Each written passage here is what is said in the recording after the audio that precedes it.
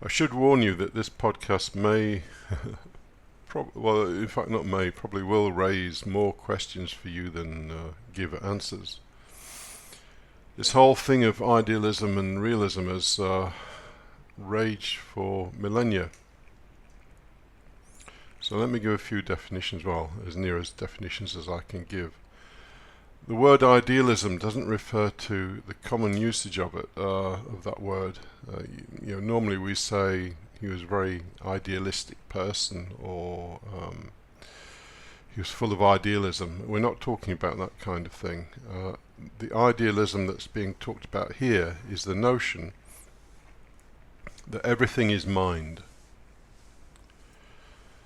Everything is ideas. There are no things as such. Anyway, that may sound ridiculous, but I'll justify that a little bit later on. So that's idealism, the idea that everything is mind. There is no out there. There are no things per se other than the ideas we have of them.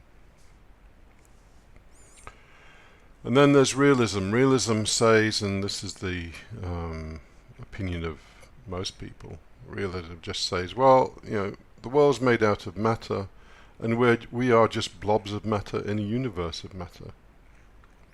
And what we perceive is what is real.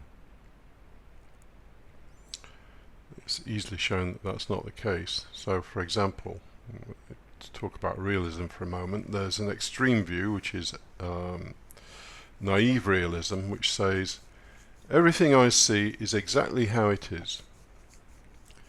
So we look at railway lines disappearing into the distance, and we notice that they seem to come together.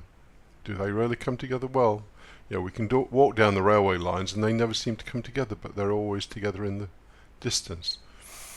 Clearly they don't come together. It's just an illusion formed by optics. And then we might see a reflection of the moon in a lake at night. And so we look and we say, oh, the moon is in the lake. Is it really in the lake? Well, I don't think so.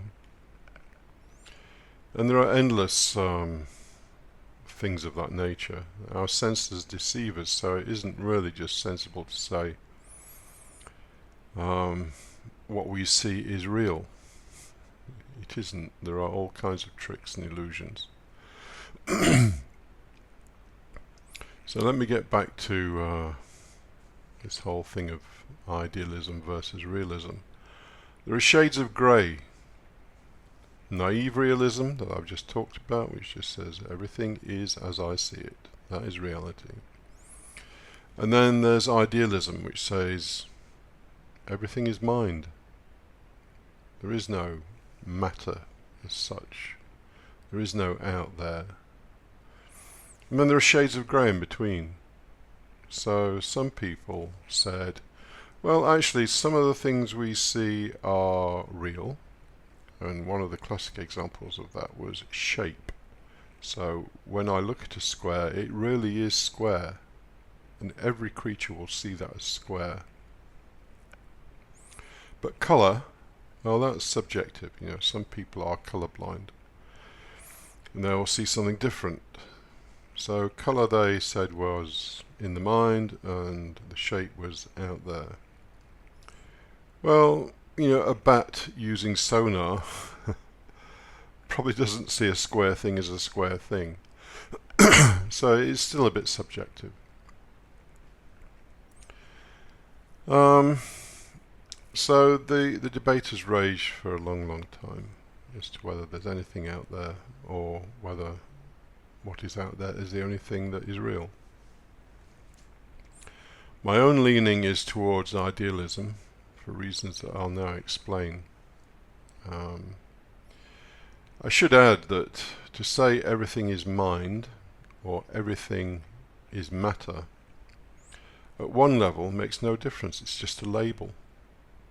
To say everything is matter, well, mind, impressions, emotions, you're just saying everything is matter. And we reduce that down to atoms and quantum mechanics and all that kind of thing. And we say that that's how it all works. The fact that quantum mechanics and even the notion of matter is an idea, people seem to overlook. But there is a very, very important thing comes out of the recognition that everything might be mind. And I'll get onto that probably last of all. So here's a delve into idealism. Look at anything in front of you. Do you know anything about that other than the way your mind has constructed that? No, you don't. I mean, the eyes are fairly, well, they're not crude, but they do not resolve things down to the level that your brain, to the level of the image that the brain creates. Or I say brain, but I'll qualify that in a bit as well. So I'll use the word mind. So everything that you perceive is, as Metzinger would say, a simulation. Even the word simulation is wrong. The simulation assumes that there's something that's being simulated. We are, well, at one level we're trapped inside our sensory perceptions, as we might call them. But in reality, we are wholly, the only things that we are aware of are the representations that our minds give us. Even sound, even touch. Touch is a construction by your mind. You know, a piece of glass isn't really smooth, isn't really sharp. These are sensations that are part of our mind construct. And then we have ideas of things, so, you know, maybe mathematics, physics, even music. These are all things that are part of our minds. Kant probably explained this best of all, although I think he was wrong in his conclusion. He said we have representations of things. He used different words, but that's the gist of it. So we have representations of things, but we know nothing about the things in themselves. So on my desk is a book. I have a representation of that book. My mind sees the color red. It's quite a large book. If I was to lift it, I would have the representation of heaviness. But all of these sensations and images are created by mind. You can't get out of that. You know, if somebody takes a mind-enhancing drug, well, not mind-enhancing, but a mind-altering drug, their perception of reality changes. It really just shows that what we perceive is something of our own production. So anyway, back to Kant. He said, well, we have these representations, but actually there is a thing in itself, but we know nothing about the thing in itself. And as everyone following Kant said, well, if we know nothing about it, what's the point postulating it?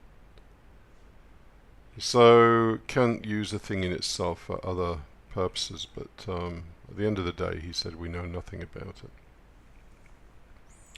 Why talk about something you know nothing about? So is there anything out there? Well, the point is that out there is also a construction of your consciousness, your mind, whatever word you want to use, your brain. Although there is a difference between brain and mind, which I will get onto a little bit later. Is there anything that is not a construction produced by your consciousness? No, there isn't. By definition, you are only aware of what your mind has created.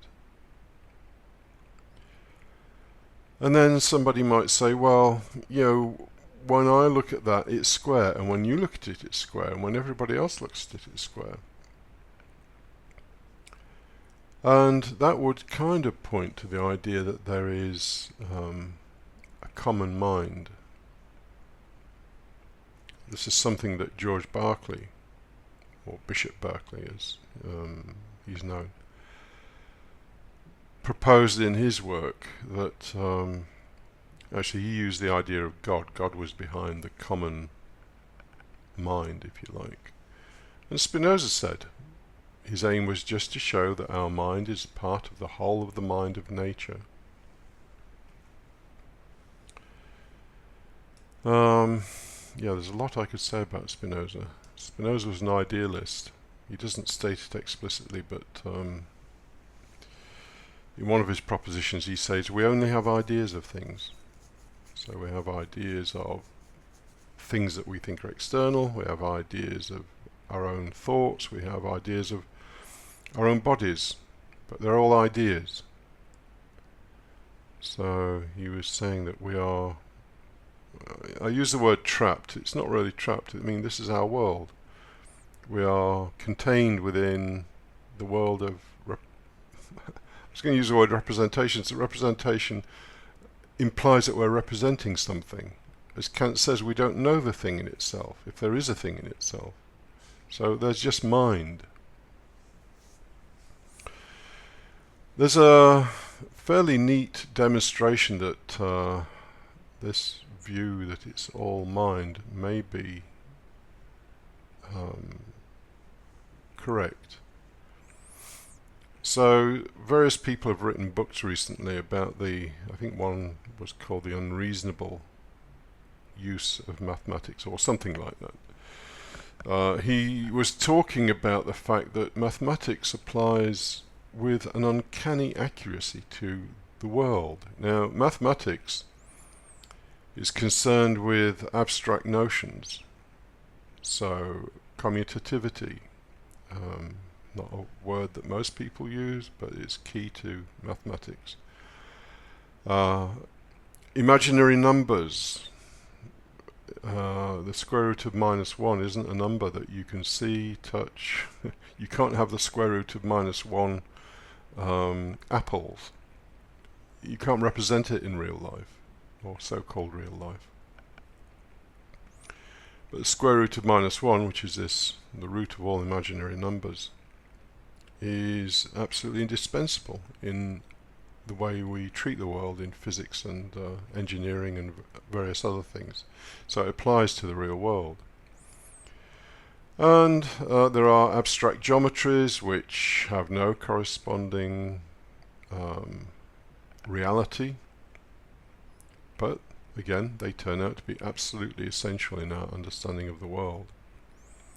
So we have this realm of mathematics which just seems like, mathematicians create all kinds of stuff that apparently has no applicability in the world. They're just ideas that they dream up. And then we find 50 years later or 100 years later that some mathematical scheme that somebody dreamed up is key to understanding the way the world is. How strange that something that is just abstract and in the mind applies to what most people would consider to be real and hard and matter and out there. Well, as Kant points out, the reason that mathematics applies so well to reality is that so-called reality and mathematics are both mind, so you'd expect them to agree. So the important thing in this is that all of a sudden the way we think and what we think has much more reality to it than possibly we previously considered. And there's a long discussion here, but I'm not going to go into it. But the way we think and what we think is really, really important, because it determines how we operate in life. So again, if life and so-called physical reality is mind, then our ideas are of the same source.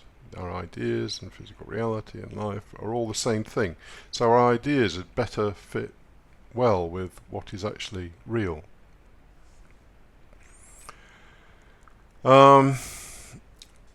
At this point, I'll just mention the key idea that we have two kinds of ideas. One is the idea of what we would consider to be corporeal things, real things, from the senses. And the other is concepts. And they're both different in character. Our sensory apparatus and the images we produce, and as an idealist you wouldn't really use those words, but they're just the way people commonly think about things. So our sensory experience is one kind of construction. It's very vivid. You can't mess around with it. If there's a 40-ton truck coming your way, you can't think it out of existence. And then we have concepts, which are wholly different in nature. Concepts, they follow rules of logic and of thought, and they're a different kind of thing. Spinoza said we inhabit the world of extension and the world of thought. Well, the world of extension is our awareness of what is so-called out there. The world of thought is our concepts. Schopenhauer just said the same thing in a different way. This could go on for a long time. So I'm going to wind it up. The basic understanding that comes from considering that the world is mind is that we suddenly realize that everything is one. It's all mind. You could call it all matter, but the word matter has connotations. It implies out there, stuff. And of course, we're trapped, or we're caught within a world of our own images and thoughts. So there is nothing out there. As Kant said, space and time are constructs of our consciousness.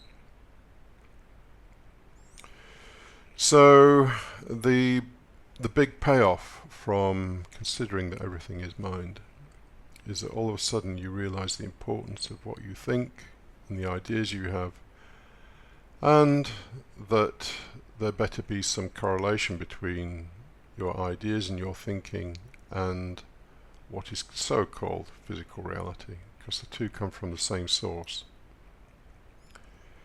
And all of a sudden, things like abstract mathematics, logic, philosophy are much more important because they are from that source called mind. Anyway, this debate has raged for centuries, will probably continue to rage for centuries. For me, it's clear cut. I cannot experience anything that, as Spinoza would say, is not an idea of my body, an idea of external bodies, or an idea of my own thoughts. And finally, to repeat what Spinoza said about all of this, that the aim of all philosophy for him was the realization that our mind is one with the mind of the whole of nature.